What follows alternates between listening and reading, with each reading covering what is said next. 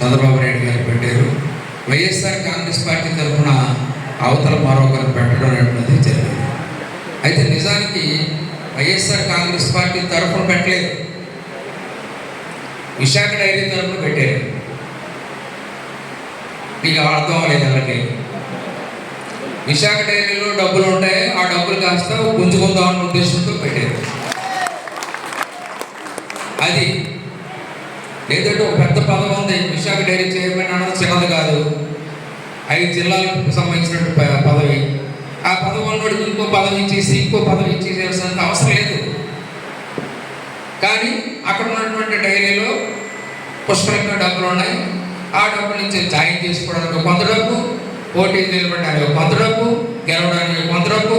ఆ విశాఖ డైరీని ఖాళీ చేసేసిన దాకా కూడా ఈ వాళ్ళు వైసీపీ వాళ్ళు నిద్రపోరు.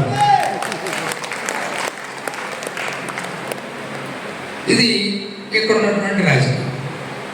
అంచేత ఇప్పుడు మనం చూడాల్సింది గణబాబు తాలూకు వ్యవహార శైలి.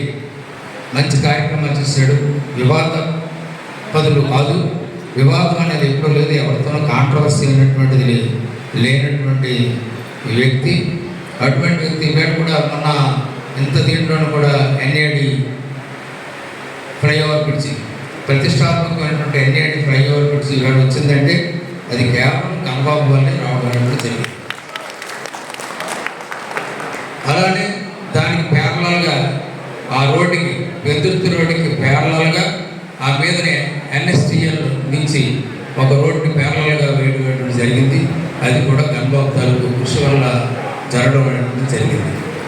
ఇలా కొన్ని ముఖ్యమైనటువంటి కార్యక్రమాలని ఆయన చేపట్టి ఈ పదవికి న్యాయం చేయడం అనేటువంటిది కూడా జరిగింది.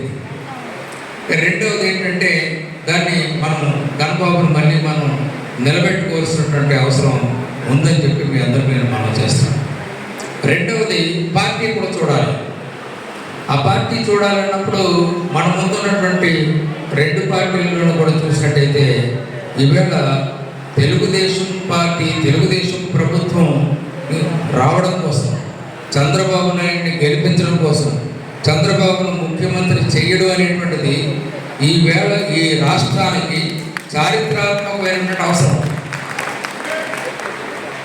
ఈ అవసరం ఇప్పుడు వచ్చింది. మామూలుగా ఇది మామూలు రాజకీయం కాదు. 70 సంవత్సరాల నుంచి 1947 నుంచి మీరు చూస్తున్నారు కొంతమంది పెద్దలు. కానీ ఇటువంటి రాజకీయ వ్యవస్థ గతంలో చూడలేదు. ఈవేళ రాజకీయ చాలామంది ముఖ్యమంత్రులు చూసాం, ఎంతోమంది మంత్రులు చూసాం, ముఖ్యమంత్రులు చూసాం. కానీ జగన్మోహన్ రెడ్డి గారు లాంటి ముఖ్యమంత్రిని నా జీవితంలోనూ మీ జీవితంలోనూ కూడా ఇప్పుడు చూస్తున్నాడు. ఆయన పార్టీ పెడుతూ వచ్చి దాన్ని మించిన వాళ్ళు లేరు, మీరందరికీ కూడా మీ అందరి ఇళ్లలోనూ నా ఫోటో పెట్టుకునేలాగా, నన్ను 20 సంవత్సరాలు ముఖ్యమంత్రిగా ఉండేలాగా, మీరు చూసేలాగా నేను అభివృద్ధి చేస్తాను, మిమ్మల్ని చూసుకుంటాను అని చెప్పినటువంటి మనిషి అయితే ఆవిడ అందుకని బ్రహ్మాండమైన విజయం ఇచ్చారు.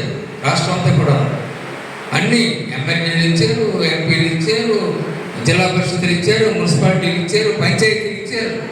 గెలవందంటూ లేదు. ఎన్టీ రామారావుకి, రాజశేఖర రెడ్డికి లేనటువంటి విజయాన్ని జగన్మోహన్ రెడ్డికి ఇచ్చారు.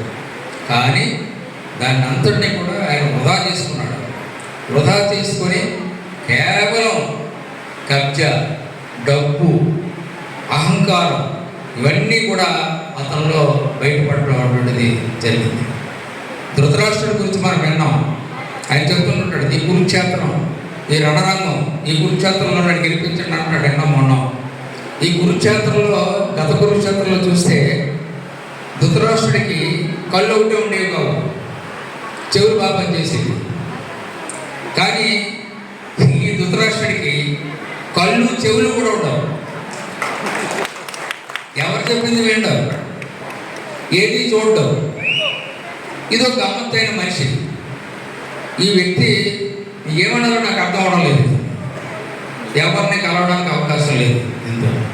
ఇందాక మనవాడు చెప్పినట్టు కుటుంబాలు విడదీయడం అనేటువంటిది కరెక్ట్ అని చెప్పింది. ఇప్పుడు ఎప్పుడు కూడా 4 కుటుంబాలు విడదీసినటువంటి వాడి తాలూకు కుటుంబం ఆయన కుటుంబం కూడా విడిపోతుంది.